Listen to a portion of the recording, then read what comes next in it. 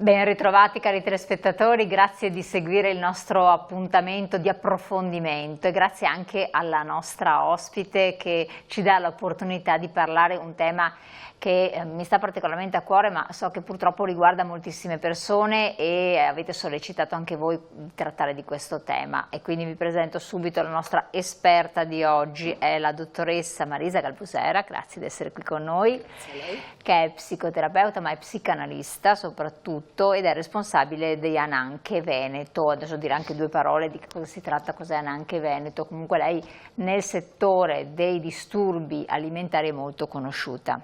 Ha fatto attività di ricerca, clinica, segue tantissimi casi a volte molto difficili, ma speriamo di poter chiudere questa chiacchierata dando una speranza alle famiglie e alle persone che sono coinvolte. Questo è fondamentale. Il titolo è un po' una provocazione per farvi riflettere. Mangiare non è nutrirsi. Perché mangiare non è nutrirsi, dottoressa? Sia per una ragione biologica, perché uno può mangiare cose sbagliate che non lo nutrono realmente. Per esempio noi introduciamo molte calorie vuote che non ci danno quelle sostanze nutritive essenziali per il nostro organismo, ma il riferimento, quando abbiamo pensato a questo titolo, è soprattutto al cibo psichico. Cioè, le persone che hanno un disturbo alimentare dicono spesso questa frase: dottoressa, la fame è nella testa. La fame è nella testa, anche se a volte mi pare di sentirla nello stomaco, ma la fame è nella testa perché introdurre cibo, a volte queste persone mangiano anche cose non commestibili o non completamente commestibili. Ho in mente una giovane ragazza che affetta da bulimia, binge eating, apriva, una volta finite tutte le scorte che erano presenti all'interno del frigorifero, apriva il freezer e cominciava a mangiare cubetti di spinaci surgelati, patatine surgelate, carne surgelata. Quindi in questi esempi si capisce bene che il punto non è il gusto, il piacere di mangiare, no? Non è un vizio il binge eating, che vuol dire fame da bue, in realtà la bulimia, il binge eating è la buffata, no? In realtà si tratta proprio di riempire un vuoto che questi soggetti sentono al loro interno, che sentono nella testa o nel cuore o nell'anima, come vogliamo chiamarla, per cui il cibo diventa un modo per sentirsi, come dire, sentirsi accolti, sentirsi pieni di qualcosa di buono, ma che non ha niente a che vedere con il mangiare. La cura di questi soggetti, in effetti, corrisponde esattamente nella ricerca di nutrimento. Occorre nutrirli. Il percorso di cura è un percorso di nutrimento non di cibo, ma di quel cibo particolare di cui sentono il bisogno, che è un cibo psichico, è un cibo che ha a che vedere con l'affettività, che ha a che vedere con l'emotività. E allora non c'è più bisogno di cercare questa sorta di riparazione, di ricerca in qualche maniera anche affettiva nel cibo, oppure nel suo contrario, nel non mangiare nulla. Dividiamo appunto i due capitoli, perché ci sono anche effettivamente molte persone che mangiano, come diceva lei, tantissimo, obese, e non riescono a smettere, non riescono a mettersi a dieta, oppure si mettono a dieta e poi ricominciano, e quando è patologia lei dice riempimento di un qualche cosa. Possono essere giovani ma anche non più giovani. Assolutamente. Quindi la dieta, se il cibo rappresenta quasi un buco dell'anima, dell'affettività, la dieta poco serve.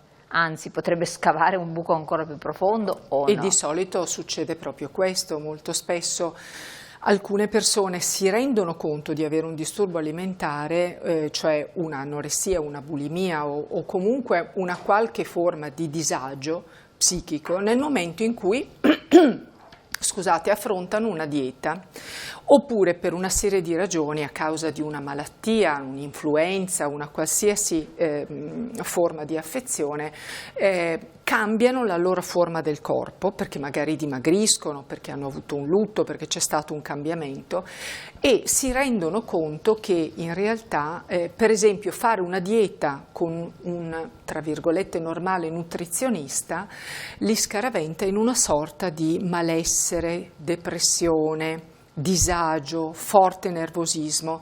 In altri termini riportano dei sintomi molto simili a quelli che può riportare per esempio l'alcolista nel momento in cui smette di consumare alcol. Sono dei sintomi importanti che chiameremo da craving, cioè da astinenza dalla sostanza. Quindi una dipendenza praticamente. Una dipendenza.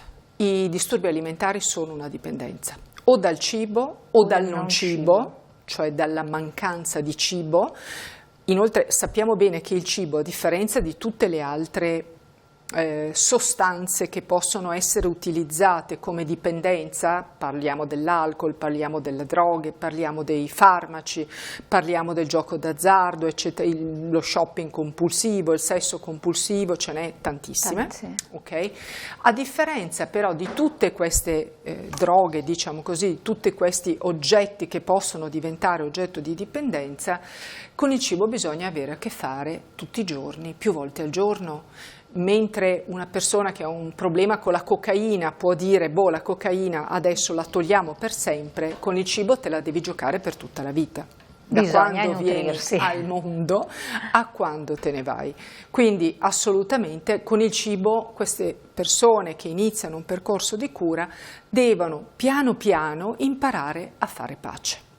Perché i soggetti che noi accogliamo al centro Ananke sono persone che litigano col cibo, che hanno un rapporto con il cibo di amore e odio molto molto molto ambivalente.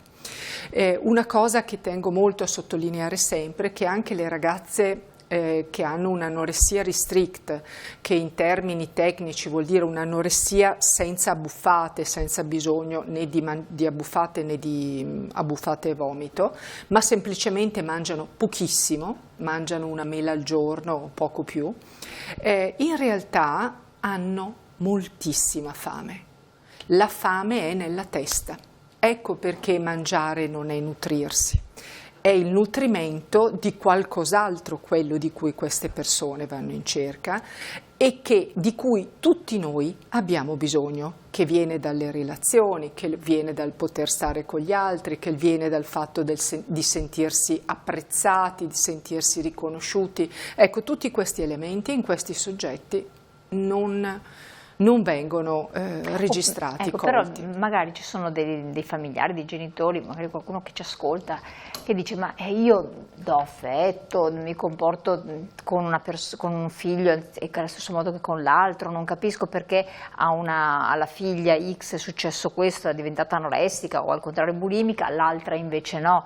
Cioè, perché in realtà come si recepisce il messaggio dell'affettività, certo, che è diverso, no? Assolutamente, certamente ciascun soggetto umano, ciascuno di noi, in ciascun momento della nostra vita noi scegliamo come rapportarci a un torto subito. Tutti noi subiamo dei torti, molto spesso anche dai nostri genitori. I nostri genitori non sono perfetti, no? Non esistono i genitori perfetti, lo dico anche come genitrice.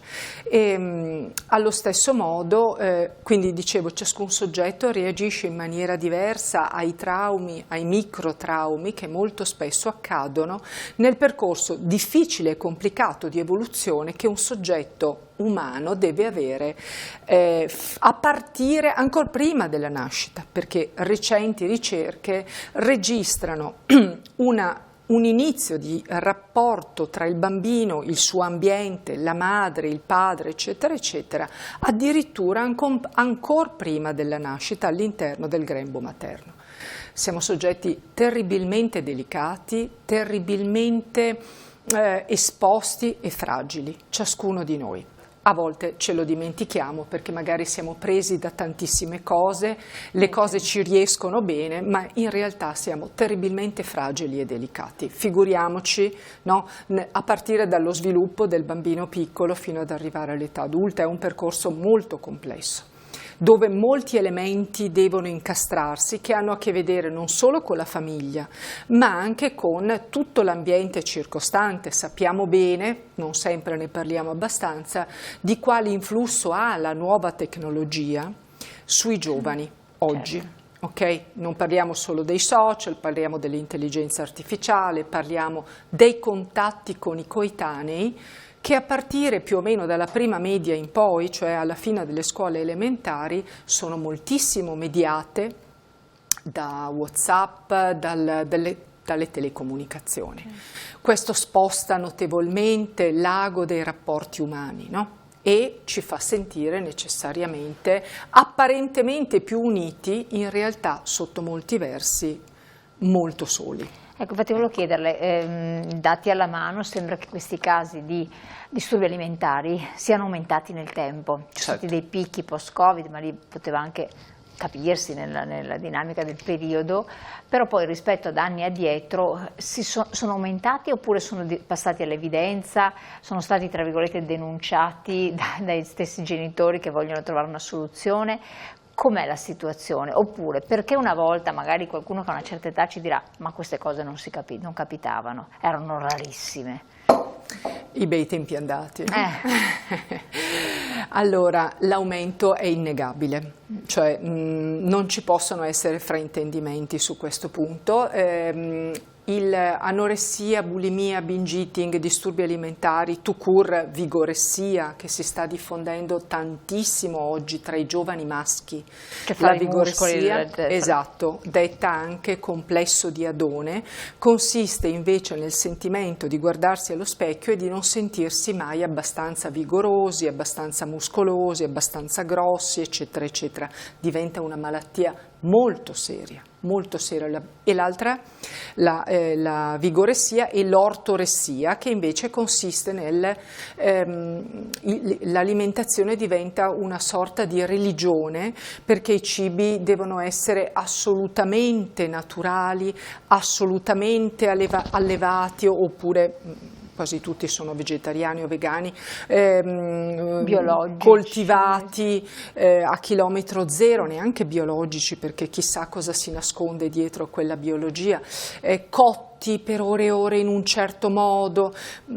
Queste persone passano praticamente le loro intere giornate dedicate alla cottura e alla preparazione dei cibi e si sentono offese se qualcuno gli offre qualcosa di alternativo che non sia ciò che è preparato nel modo giusto secondo loro da loro. E questo che cosa sottende? Che problema sottende questo? È un problema alimentare che ha a che vedere con una questione che troviamo spessissimo sempre nell'anoressia, che è questa specie, la ragazza anoressica o il ragazzo anoressico hanno una sorta di afflato per un purismo assoluto, cioè una specie di, desiderio di annullare la materia a favore dello spirito. Vorrei essere puro spirito, è quello che molto spesso le ragazze ci dicono. Vorrei essere immateriale. C'è proprio una lotta alla materialità in quanto ritenuta volgare, sporca, pesante. Ovviamente dietro a tutto questo discorso, alla lunga, molto spesso si insinuano temi come la sessualità, la morte, il tempo che passa, eccetera, eccetera. No? Tutto questo viene rifiutato in nome di una sorta di ascetismo. C'è un libro bellissimo proprio su questo argomento, no? Le sante anoressiche di Rudolf Bell, in cui questo autore compara proprio le sante anoressiche vere, Santa Teresa d'Avila, Santa Caterina da Siena, che ha avuto un serio problema con il cibo, e altre mistiche che sappiamo bene rinunciavano, no? C'è il digiuno mistico, c'era il rinunciare alla carne, il rinunciare al cibo per elevarsi. Ecco, nell'anoressia troviamo qualcosa di questo genere che però diventa una sorta di elemento di parodia, perché non sono religiose, non c'è un Dio a cui tendere, non lo fanno per amare di più Dio o farsi amare di più da Dio, lo fanno per il loro io. E quindi qui si aprono dei capitoli molto interessanti. Allora, io interrompo un attimo, andiamo in pubblicità. Parliamo appunto io in relazione alla famiglia e quindi ai genitori, alla madre e al padre, e che entrano in crisi, perché quando succede questo fatto qua entrano in crisi. Che rapporti ci sono? Cosa possono fare i genitori? E perché a volte si creano delle litigiosità, delle ostilità, degli attriti così importanti? Tra poco.